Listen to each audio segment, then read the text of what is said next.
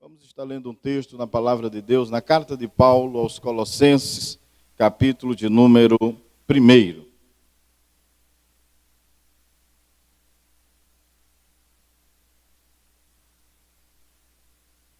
Carta de Paulo aos Colossenses, capítulo de número 1, vamos estar lendo os versículos de número 4 ao verso de número 6. Eu me sinto feliz todas as vezes, em todos os cultos somos felizes, claro. Um mais que outro, porque sentimos que estamos servindo a Deus e prestando o nosso culto a Ele. Mas eu louvo a Deus pelo departamento missionário da igreja, por este departamento de missões, e eu estive pensando neste departamento, enquanto pensava numa palavra que poderíamos compartilhar da parte de Deus, e eu fiquei muito feliz, senti a minha alma feliz, que eu digo, Senhor, é bom quando a gente assume uma tribuna, um púlpito, mas que vai falar de um assunto que vive ele, que realmente a igreja vive. E eu louvei a Deus por isso, porque eu fiquei analisando uma conversa que tivemos em uma ocasião, quando fomos atender o convite do pastor Edjânio, na cidade de Lagoa, e eu tive a oportunidade de ouvir as experiências missionárias daquele pastor, da nossa convenção aqui em Campina Grande, quando esteve servindo ao Senhor como missionário ali no Equador. E eu fiquei muito maravilhado pela maneira com que o trabalho tem se discorrido e o que Deus fez ali, muitas frentes de trabalhos naquele lugar. Não somente ali, mas também na Índia, na Bolívia, no Peru. E eu não sabia desse, né? Eu ainda não tenho total interatividade com o departamento missionário, mas podemos ver aqui na Cisjordânia, um lugar difícil, assistindo os nossos missionários ali, como a nossa irmã. Então isso me dá uma felicidade de falar, eu me sinto muito à vontade, muito alegre, e não somente isso. Aí eu fui olhar o calendário de agendas da igreja aqui em Monteiro, além do histórico que nós temos como a igreja missionária, e eu vi que tem ainda 13 ou 12 cruzadas de rua para ser feito. Quase 13 cruzadas. Eu fiquei pensando que os pobres dos meninos do evangelismo em ação não param. Eu não sei como é que essas caixas aguentam, microfone aguenta, porque quase toda segunda-feira a igreja está na rua pregando o evangelho. Irmão, mas me dá vontade, eu fico à vontade para falar sobre missões, no culto de missão, porque essa igreja é uma igreja missionária. Glória ao nome de Jesus. Chega a me dar assim um sangue quente na veia de alegria, porque o mundo está ouvindo a palavra de Deus. Além dos eventos que está por ser realizado, fiquei pensando, Deus ajude os teus servos. Graças a Deus não falta, irmão.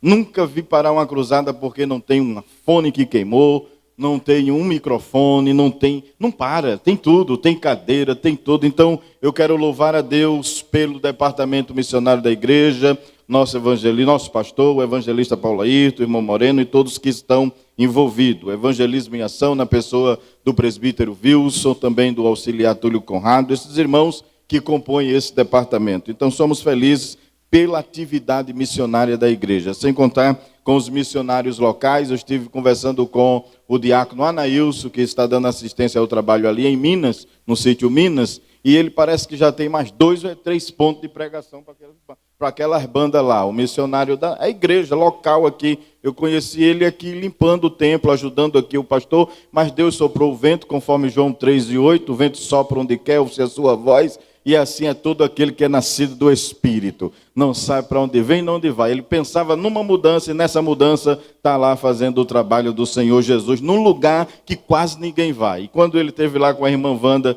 lá no mercado, a gente falando, e veio tudo à mente, irmãos, antes de estarmos aqui à noite, ainda essa tarde, enquanto eu estava pensando no assunto que estava no meu coração, alegria mesmo. Enquanto tem muita gente se preocupando com tantas outras coisas, com tantos outros pormenores que não cabe à igreja, mas a igreja aqui está preocupada sim em ganhar almas para o reino de Deus. Não quero dizer com isso que já fizemos demais ou que estamos fazendo tudo, porque ainda muito temos para fazer, mas vamos fazendo no passo do gado e Jesus vai sendo glorificado. Você diz amém por isto? Glória a Deus. Colossenses capítulo de número 1, versículo de número 4 ao versículo de número 6, a expressão de um missionário, o apóstolo Paulo, ao escrever esta carta, há muitas informações ricas e dentre elas eu me alegrei muito para compartilhar essa palavra nesta noite. Colossenses capítulo 1, verso de número 4 ao verso de número 6, diz-nos assim a palavra do Senhor: Porquanto ouvimos da vossa fé em Cristo Jesus e do amor que tendes para com todos os santos, por causa da esperança que vos está reservada nos céus, da qual já antes ouvistes pela palavra da verdade do Evangelho, que já chegou a vós, como também está em todo o mundo, e já vai frutificando, como também entre vós, desde o dia em que ouvistes e conhecestes a graça de Deus em verdade. Glória a Deus.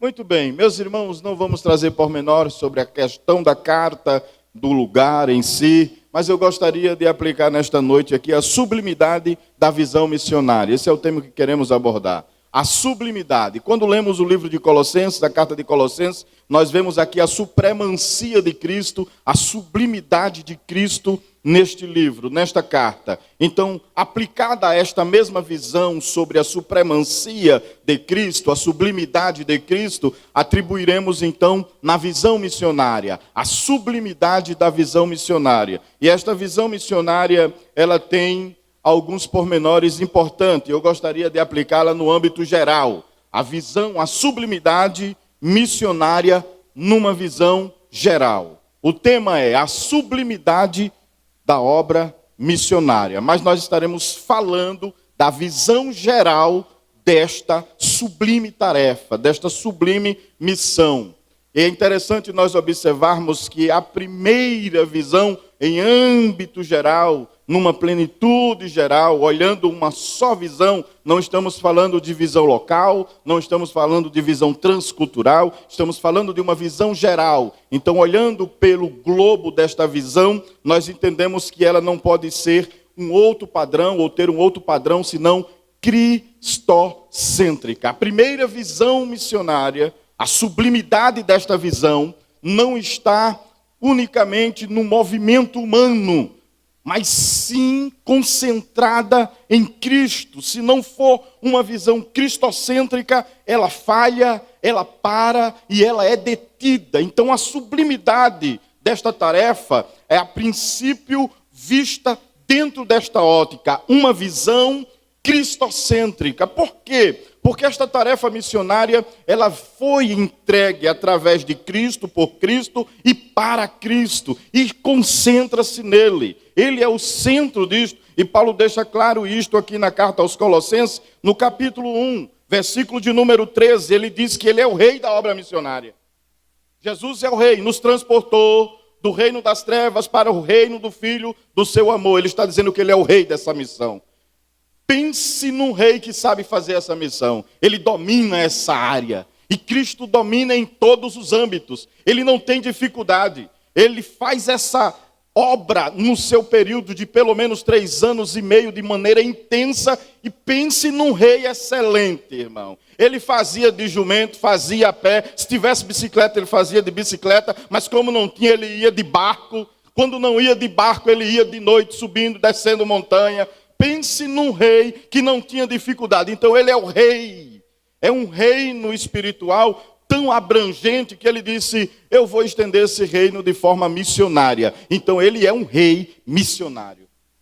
E é interessante que quando entraram em Jerusalém e fizeram aquele clamor a ele, dizendo, bendito é aquele que vem em nome do Senhor. Hosana, hosana nas alturas, eis aí o nosso rei. E ele é rei mesmo da obra missionária. Então, ainda onde o pecado reina, aonde a morte reina, aonde reina toda e qualquer coisa, Lucas registra as palavras no capítulo 4 e o versículo de número 18, dizendo, e o Espírito do Senhor está sobre mim, e me ungiu para proclamar liberdade aos cativos, cura aos enfermos, e ele reina em todos os aspectos nesta obra missionária, do começo ao fim. Então Paulo chega a dizer de que ele é um rei. Paulo olha para ele no versículo de número 14, versículo de número 13, do capítulo de número 1, ele diz assim: ele nos tirou das potestades das trevas e nos transportou para o reino do Filho. Que filho é esse? Cristo.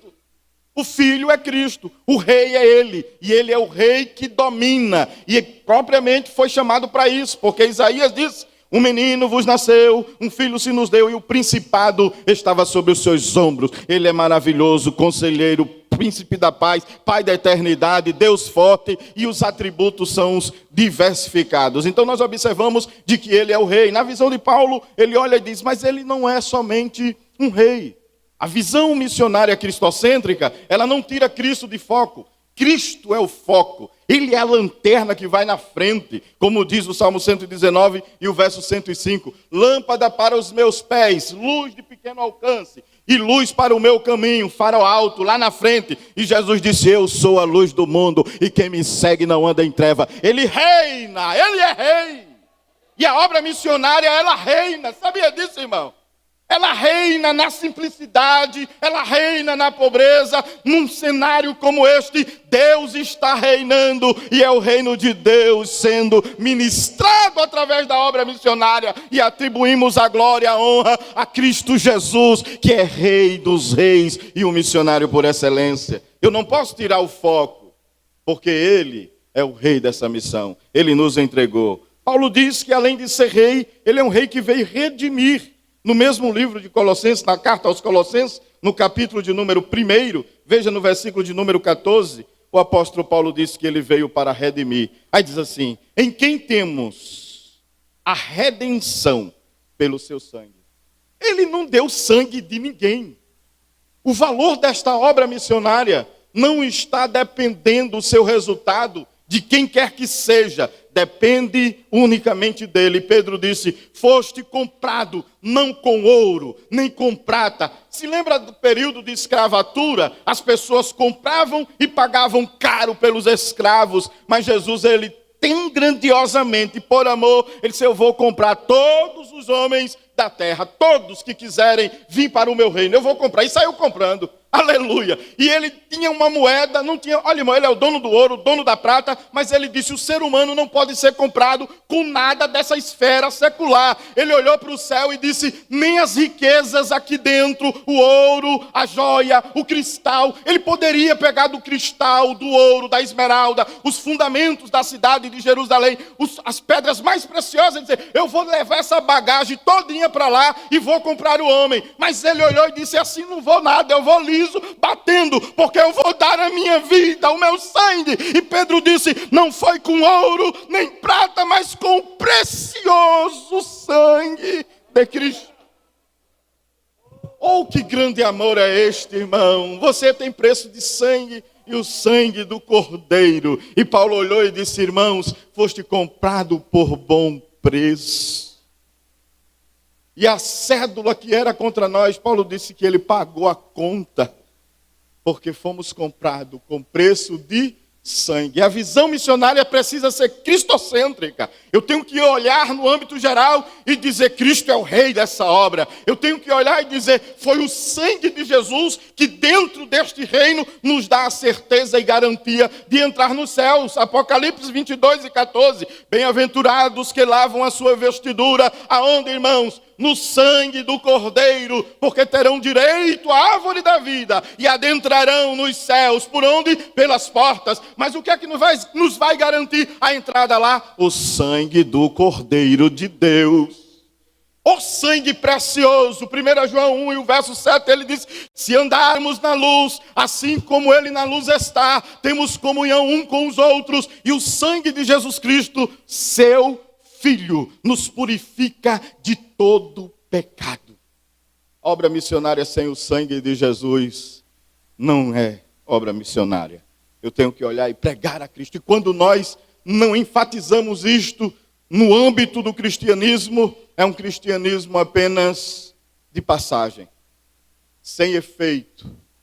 Mas quando se olha e se valoriza o sangue de Jesus, o escritor aos Hebreus, ele chega a dizer de que aqueles que pisaram que não valorizaram o sangue de Jesus, é como se estivessem pisando o sacrifício de Cristo. E me permita, estão pisando aí fora com um evangelho fofo, barato, com mensagens antropocêntricas, aonde o homem é o centro, aonde o ser humano é o xodó da história, mas não é. O homem é apenas o instrumento, ou melhor, a vítima do pecado que precisa ser redimida. E só Jesus é que pode redimir o homem. O preço da redenção é o seu sangue. Não adianta filosofia barata, não adianta ideologia, não adianta filosofia que venha trazer a amplitude da vida e do valor humano. Só tem valor humano, sim, quando se reconhece o sacrifício de Jesus na cruz do Calvário. Sem ele, o homem não passa de uma folha seca. Não é no sentido de humilhar o ser humano, não, senhor. Porque às vezes as pessoas empinam o nariz e acham que são algumas coisas, mas eu louvo a Deus, porque na carta à igreja de Laodiceia, o apóstolo João, tomado por Jesus, ele diz: não sabes que és pobre, nu, miserável e que precisa ser comprada? Compra de mim ouro provado no fogo. Irmãos, só Jesus tem um valor maior para dar pela humanidade, e isso ele já fez lá na cruz do Calvário. Eu não posso olhar missões sem olhar para a cruz de Cristo, porque ela é o ponto culminante da minha comunhão com Deus, do meu acesso a Deus. E Jesus disse: ninguém vem ao Pai se não for por mim. É preciso vir por Jesus. Então a visão é cristocêntrica, porque ele é rei dessa obra missionária. A moeda deste reino é o sangue de Jesus pela humanidade. E é sim. Aqui não tem esse negócio de que vai tirar lá, pode fazer a oferta melhor que for, não tem indulgência. Já colocaram muito na cabeça do povo, não, paga a indulgência que eu lhe tiro do lugar pior do purgatório e vou botando no melhorzinho. E não vai colocar em lugar nenhum, irmão, porque o sangue de Jesus tira do pecado, coloca na presença de Deus e garante a entrada na eternidade. Mas é só o sangue do Cordeiro. Pode colocar Maria, José, João, nenhum deles na história terá condição de dar ao homem acesso a Deus. Paulo escreveu isso na primeira carta a Timóteo, no capítulo 2, desde os versículos de número 4 em diante. E Paulo chega a dizer no verso de número 4, porque há um só mediador entre Deus e os homens, Jesus, Jesus, Jesus e só Jesus. Só Jesus. João 15:3, ele disse no verso 5, melhor dizendo, sem mim nada podeis fazer. A visão missionária, ela é cristocêntrica no âmbito geral. E se for olhar pelos cantinhos, ela é mais cristocêntrica do que você imagina.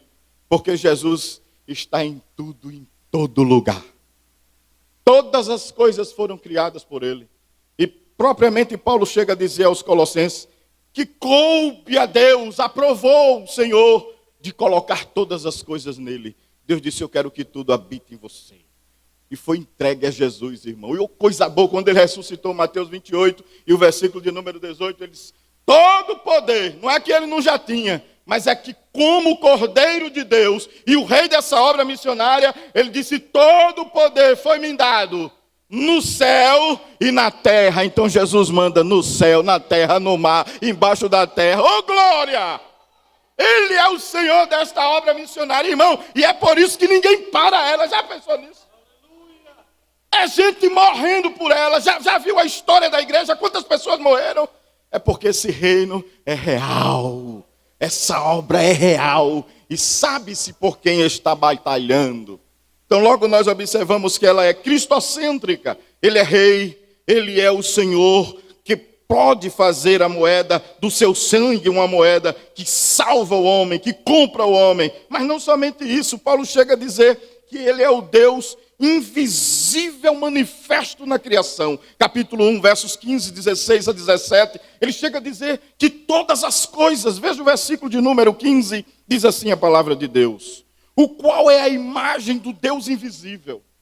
Deus nunca poderia ser visto por ninguém, mas o Filho, João 1:18, ele disse: eu vou tornar Deus conhecido. E não é que a natureza, irmão, revelou Deus. Ninguém muitas vezes parava para ver a natureza falando. Mas Jesus fez a natureza falar para a humanidade, ele faz a natureza falar até hoje. No dia que ele estava no mar da Galileia, quando o mar estava agitado, porque é um mar só, mar da Galileia, mar de Tiberíade, e todo o mar ali é um só, porém as cidades aqui eram em volta. Então quando você vê o mar da Galileia, mar de Tiberíade, é o mesmo, não muda. Mas sempre circulando Jesus naquele mar, e é interessante que um dia estava ele no mar, e ele acalmou a tempestade, e ele acalmou o vento, e seus discípulos olharam para ele e disseram: que homem é este? Que até o mar e o vento lhe obedecem, era a criação, dizendo: ele é o nosso Senhor. Ele andou por cima das águas, era o mar, dizendo: estamos submissos à vontade dele. E no dia em que ele foi crucificado, o sol disse: eu vou parar de brilhar. As trevas tomaram conta, a terra disse: eu vou tremer. A terra tremeu, o sol se escureceu, 3 horas da tarde, greve nos astros, mas Jesus naquela tarde foi reconhecido por alguém quando dizia: verdadeiramente este é o Filho de Deus. Cristo é o Senhor desta obra missionária. E oh, coisa boa, ninguém detém ela. Foi ele quem disse, Mateus capítulo 16, versos 17 a 18, ele disse com muita propriedade, ele disse: Pedro, sobre esta tua afirmação, eu te digo que eu vou edificar a minha igreja, e as portas do inferno não prevalecerão contra ela. Tentaram parar Pedro e João em Atos capítulo 5, prenderam eles, colocaram eles lá dentro do cárcere, e eles saíram novamente, foram pregar na cidade, e disseram: calem-se, parem de falar. Ele disse: mais importa obedecer a Deus do que a vocês. Não dá para obedecer aos homens, temos que obedecer ao Deus dessa obra missionária. Atos 4 e 13, alguém olhou para eles assim e disseram: esses homens têm alguma coisa diferente neles. Tem algo diferente neles. Por quê? Porque eles têm autoridade. Eles falam como quem se já tivesse andado com Jesus. E eles tinham andado mesmo com Jesus e adquirido a autoridade de Jesus. Mas prenderam eles novamente. Disseram: vocês se calam. Como viram que não tinham condição de parar os lábios de Pedro e João, chamaram Gamaliel. Disse: o que a gente vai fazer com esses 2 homens? Atos capítulo de número 5, verso 34 a 37. O que nós vamos fazer, Gamaliel? Tu que és o renomado da filosofia, tu que és o professor dos mais profundos teólogos da lei judaica, dos costumes religiosos da nossa época. E Gamaliel, esplendidamente, com a sua sabedoria, ele olha para aqueles 2 homens, ou para aquele grupo de senhores que estavam ali, acusando os 2 missionários de Jesus. Disseram: senhores, antes destes homens, apareceu um senhor chamado Teudas. E este Teudas conseguiu criar uma igreja de 400 membros. Mas Teudas morreu e a obra deles deu em nada, senhores. E ele consulta o alistamento e diz: mas não foi somente Teudas. Surgiu um Judas, o Galileu. De igual forma a sua igreja cresceu. Mas este morreu e também deu em nada. E o que é que queres dizer com isso, Gamaliel? É que se esta obra é de homem, o defunto que morreu vai dar em nada. O defunto que eles estão pregando, irmão, Jesus até morto, ainda inquietava os homens, até na sua morte. Se preocuparam e disseram: coloca segurança lá naquele sepulcro, porque possa ser que alguém vá lá e roube o corpo dele e diga que ele ressuscitou. Então coloca lá segurança. Forjaram história, mentira, por conta do defunto, dizendo que Jesus era um defunto. E aqui Gamaliel olha e diz assim: esse assunto desse defunto um dia vai parar, se for de homem. Mas ele olhou assim e deu uma pausa e disse: mas, se essa história desse defunto, estou colocando nas minhas palavras, se essa história desse defunto for de Deus, ninguém vai segurar essa obra missionária. Ninguém segura. E eles olharam assim: então, deixa esses camaradas soltos. Ô, irmão, que decisão difícil eles tomaram. E de lá para cá não parou, só foi crescendo. Foi de 3.000 para 5.000. E hoje ninguém segura aqueles que estão caminhando para o céu. Porque o defunto ressuscitou e vivo está à destra de Deus. E está intercedendo por nós. a história do defunto, Irmão, mas foi tanta história sobre Jesus o morto. Alguém chegou a dizer, agora me foge a nomenclatura exata, não é? De quem trata com defunto, é necromancia, não, é algo assim, que agora foge minha nomenclatura exata. Aí diz assim que esses homens que tratam de feto, do fétero, que é o corpo de um defunto, estão carregando a história de um fétero, de um defunto, apenas de um corpo. E cadê o corpo, irmão? E eu preciso ver o corpo? Não, eu só preciso sentir ele. Ainda que por 40 dias ele andou entre os discípulos, apareceu para mais de 500 pessoas. E aí Paulo dizia, ainda por último apareceu a mim, o mínimo dos apóstolos. Não é somente um corpo, irmão, é um nome que é sobre todos os nomes, é o nome de Jesus. Atos 4:12, Paulo disse isso. Em nenhum outro há salvação, porque entre os homens nenhum nome é dado, a não ser o nome de Jesus Cristo, pelo qual somos salvos. É o nome de Jesus, o nome bom, o doce nome, é o nome desta obra missionária. Então quando vou pregar o evangelho, quando assumo um púlpito, não é só ouvir assim, é o servo de Jesus, é a boca que Jesus disse, eu vou encher, abre e fala do meu nome, diz que eu sou, diz que eu faço. E nesta noite, com tanta alegria, aleluia, Jesus é o Senhor desta reunião, da minha, da tua vida. Você que está em casa, Jesus. O povo está preocupado em encher aí com nomes de político A, político B. É Jesus, é Jesus. Resultado para ter solução é Jesus. Resultado no Brasil, Jesus. Não está na mão do homem, na mão de ninguém. Está na mão de Jesus. Quando Ele quer, Ele apruma. Quando Ele quer, Ele arruma. Quando Ele quer, sustenta. Porque Ele é Senhor. Ele está vivo. E o Senhor da igreja é Jesus. É Jesus, Ele quer que a gente fale dEle. É dEle. Ele está dizendo nesta noite, igreja em Monteiro, abre a boca na cruzada, mas fala de mim, vai no meu nome, no meu nome demônio sai, no meu nome a enfermidade é expulsa, no meu nome são libertos, no meu nome, é no nome de Jesus. Se tem uma solução para o mundo, para o Brasil, chama-se... Como é o nome da nossa solução? Quem é a vitória da igreja? Jesus, é esse nome. Não se envergonhe não. Tem gente que vai para o carro, passeata, mas eu quero é falar Jesus, Jesus, Jesus, Jesus, de manhã, de tarde, de noite. É Jesus, irmão. Está no tempo da gente se apegar a Ele. É com Ele. Esqueça. Era manto de comonúbia. É com Jesus.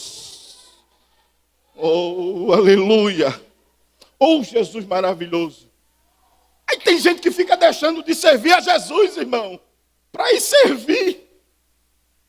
Não, meu negócio é com Jesus. A obra missionária é cristocêntrica. A visão missionária é cristocêntrica. E Jesus é o Senhor desta obra. Glória a Deus, glória a Deus. Ele é o cabeça da igreja. Colossenses 1:18. Ele é um instrumento único de salvação para o homem. Paulo deixa claro isso. Além de cristocêntrica, porque a hora no instante manda parar. Ela é um ato de amor. Além de ser cristocêntrica, a obra missionária é um ato de amor. Amor do Pai, amor do Filho e amor do Espírito e amor da igreja. É um ato de amor. João 3:16. Porque Deus amou o mundo de tal maneira que deu o seu Filho unigênito. O amor do Pai. João 13, verso 1 e o verso 2. E como os amou, amou-os até o fim. Amor do Filho. Romanos 5, versículo 5. E a esperança não traz confusão, porquanto o amor de Deus está derramado em nossos corações pelo Espírito Santo que nos foi dado. A obra missionária é feita com o amor do Pai, o amor do Filho, o amor do Espírito e o amor da igreja. Sabe por que essa irmã está lá fazendo esse trabalho? Você pensa que é porque ela ama o serviço social, deixando família, deixando a pátria? É porque ela ama Jesus. E é impossível amar Jesus sem amar o próximo. João disse isso. Se tu não ama o teu irmão que tu vê todo dia, como vai amar a Deus que nunca viste? A obra missionária é uma obra de amor. Você não conhece, não sabe nem qual foi o ventre que os missionários da nossa igreja enviou e estão lá, mas você contribui. Você vai no seu bolso e coloca a sua oferta. Há daqueles que às vezes tiram um pouco até do que é seu, na verdade, para compartilhar com esta obra. Você acha que é porque você é bonzinho? Mas é porque o Espírito Santo está dizendo, vai, vai. E às vezes o nosso coração esfria. Esfria ou não esfria? Quantas vezes a gente quer desistir da obra missionária e parar? Quantas vezes a gente quer desistir de alguma atividade? Mas o Espírito Santo, ele disse, eu coloquei amor aí dentro, e aí você não para, você volta, começa a caminhar, e aí você começa a fazer, e neste culto de missões você vai acender mais uma vez. Irmão, porque o diabo quer apagar, não é? Está escrito em Mateus, parece que é 24:12, né? Por se multiplicar a iniquidade, o amor de muito esfriará, mas o amor do Espírito Santo derramado, ele mesmo se responsabiliza de vez em quando de fazer assim, olha, eu vou soprar. Quando a brasa do amor nosso pela obra de Deus, pelo cristianismo, pela obra missionária, quer apagar-se por conta de algum sentimento que vem, aí o Espírito Santo traz você a um culto de missões desse e diz, eu não quero que apague a chama que você tem aí dentro, porque ela me agrada. Não é que a nossa emoção, os nossos sentimentos é visto por Deus do céu, com relação à obra dele, você diz assim, Senhor, eu não posso contribuir, mas eu estou orando. E às vezes o diabo quer tirar essa chama, aí o Espírito Santo diz, não, continua orando, continua intercedendo. Quando você está orando e diz assim, Senhor, a obra missionária, os missionários, a tua igreja, essa atividade, o Espírito Santo, ele se agrada desta oração e vai diante de Deus, apresenta a Deus assim, irmão, e o missionário está lá do outro lado, mas chega como uma dinamite. E você crê nisso? Que chega como uma dinamite lá do outro lado? Você aqui orando, e o missionário está lá no maior processo.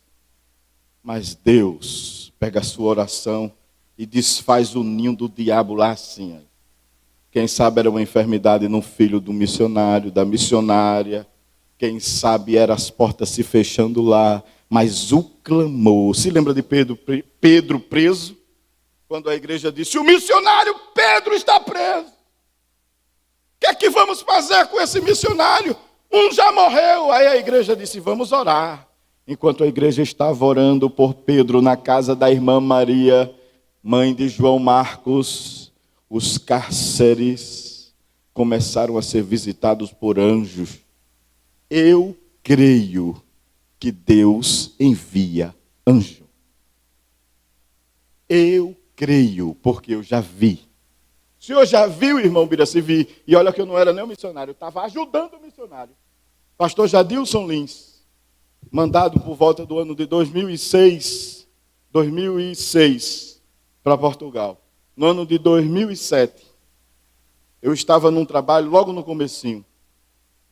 E ele, recém-chegado, e eu disse, Senhor, eu estava com a minha habilitação vencida, eu estava com os preparos dos documentos de legalização, todo ilegal, numa palavra, ilegal, documento ilegal por não estar concluído, e a habilitação vencida. E eu vinha no carro, e existe um tal de operação stop. Essa operação stop não tem para onde correr. Quando eles param, se você estiver ilegal, o negócio é Brasil, deportado na hora. E é interessante que o patrão disse, vá na carrinha, era uma Renault Express, para casa, almoçar, e mais tarde você vem. E eu olhei assim e disse, meu Deus. Peguei a carrinha e saí dirigindo. Quando chegou a uma certa altura, havia uma rotunda, um girador, na frente que eu dizia, a PSP fica ali, Senhor, fazendo operação stop. E eu comecei a conversar com Jesus no carro. E eu disse, Senhor, se tu tem algo comigo para ajudar o teu filho nesta obra. Foi assim a minha oração. Se tu tem algo comigo para ajudar o teu servo aqui, não permita que nada tire o meu direito de ir e vir. Me guarda, me livra, Eu fui orando mesmo. Mas, irmão, desceu uma alegria. E a alegria desceu e tomou conta do carro. E quando tomou conta, eu comecei a chorar dentro do carro e falar em línguas. E quando eu estava chorando e falando em línguas, eu senti a presença de alguém sentado do meu lado. 2 lugares a carrinha só tinha. E quando eu, com medo de olhar, eu estava meio temeroso de olhar. Nunca me esqueço dessa experiência. Mas a presença era tão grande que eu, olhando para frente, dei uma olhada de lado, assim, desconfiado.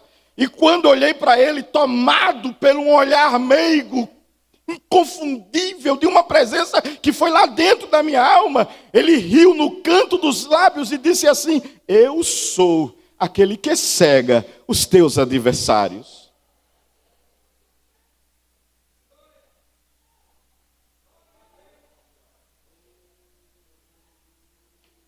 Não preciso inventar nada, irmão.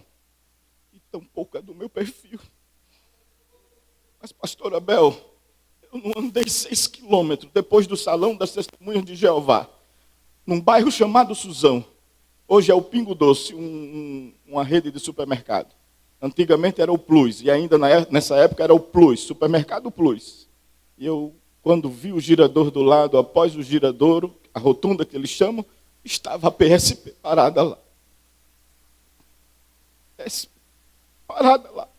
Só policial, não é? E ele, com uma plaquinha redonda, de um lado siga, do outro stop. E ele batia assim. E não tinha mais nenhum carro na minha frente, era só o meu.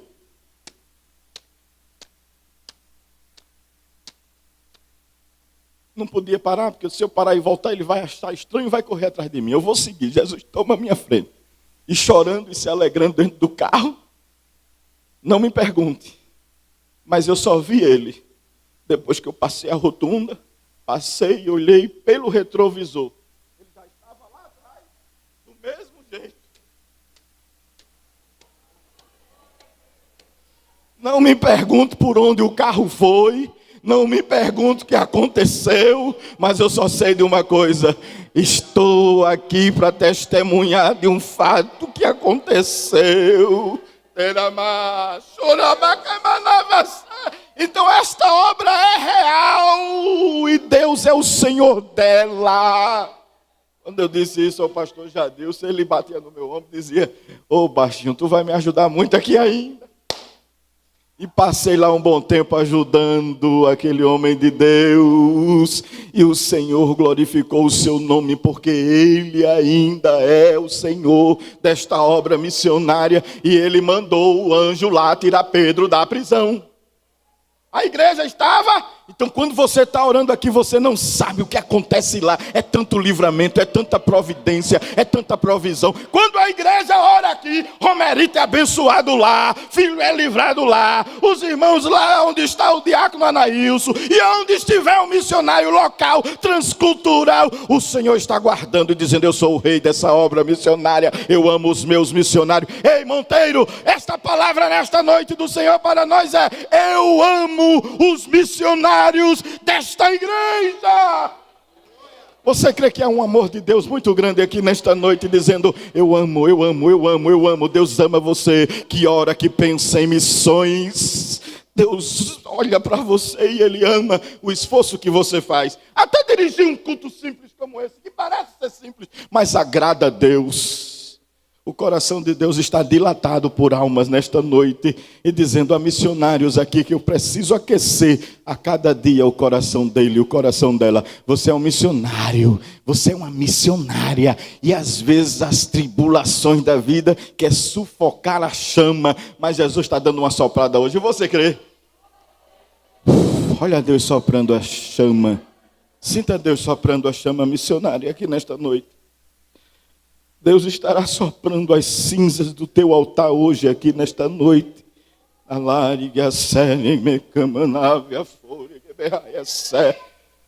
Deus está soprando a chama nesta noite aqui. Aqui no altar, está soprando aqui no altar. Está soprando assim, olha.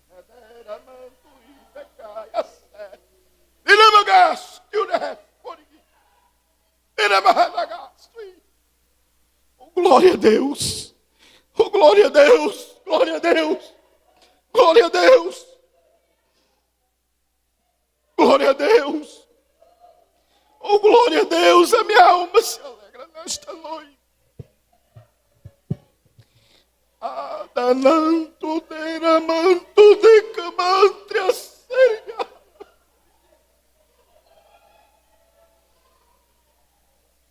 Era maçui de camanavasse. Como é bom amar a Jesus, irmão. Como é bom. Você orando aqui, Deus opera lá. Você orando aqui, Deus faz acontecer lá. Não dá mais tempo, o tempo pede para parar. Mas eu me lembrei de um fato. A minha mãe, Mambete, não sei se ela está assistindo, mas ela é fácil de lembrar. Deus é Deus de perto e Deus de longe. Irmão, eu não sei, mas nesta noite Deus está indo visitar missionário, pastor Abel.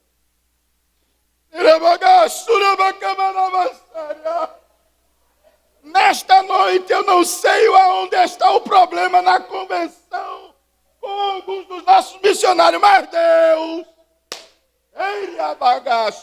está dizendo a mim, diga que eu estou visitando o campo missionário hoje. É dela, mantro, redarigasse. Virá notícias boas, porque Deus está resolvendo algo grave. Os irmãos creem nisso nesta noite? Meu Deus. Nívia sublimentre a face. A irmã Bete, enferma, cá na Lagoa do Náutico, 1h da manhã, lá do outro lado do oceano, estava eu. E não é que ela sentiu algo sufocando ela dentro de casa, ela vai lembrar, e um dia, quem sabe, ela poderá testemunhar isso aqui. E ela disse que não conseguia chamar os meus irmãos que ainda estavam com ela, no caso era Luara, a minha irmã. Aí ela, na cama deitada, ela disse assim, Senhor, levanta o Biraci para orar por mim. Minha mãe, isso é testemunho pessoal, ela conversou comigo. 1h pouca da manhã, lá do outro lado do oceano. E eu no meu quarto, com Gisane na cama, e uma voz disse, levanta e desce. Levanta e desce. Eu disse, oxê. Olhei, não tinha ninguém no quarto, olhei para a Gisane e ela dormindo. Levanta e desce. E eu entendi, eu digo, o Senhor quer que eu vá orar. E quando eu estava orando, no coração era, meu Deus, manhã, aleluia, ô manhã abençoada. Aí eu, Senhor, eu não sei o que está acontecendo, mas abençoe e ajude a minha mãe, onde ela está agora. Como era muito tarde lá, eu disse, eu não vou ligar, porque vou ligar a essa hora, pode estar acontecendo alguma coisa, eu vou deixar para cedo. Quando foi no dia seguinte, clareou, 9h da manhã lá, 10h, meio-dia, liguei no horário que dava bom aqui. Benção, mãe, meu filho, Deus abençoe. Está tudo bem por aí? Ela disse, tá. Eu tive uma noite tão difícil, meu filho. Eu disse, que foi, mãe? Ela disse, algo mal estava me tomando das pernas e me tirando o fôlego, que eu não poderia gritar por ninguém. E eu disse a Jesus que acordasse você para orar por mim. Aí eu chorando de um lado, ela se alegrando do outro. Eu disse, pois Jesus acordou mesmo, porque eu estava orando pela senhora e o mal saiu. Ela acordou e nesta noite o Espírito Santo está me dizendo, na convenção desta igreja, há uma resposta de Deus descendo hoje aqui. De livramento, e Deus estará dando de camantria foregue. Meu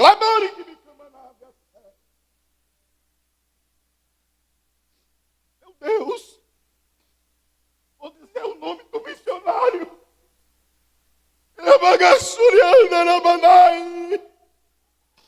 Ele esteve nesse púlpito recentemente. José Domingos, Deus está dando um grande livramento a esta convenção. Aguarde, anote isso aí, pastor. Ele é Deus de perto, é Deus de longe, revela o profundo e escondido. E hoje, Ele é o Senhor desta obra e está indo lá. Decamaná, irabagá.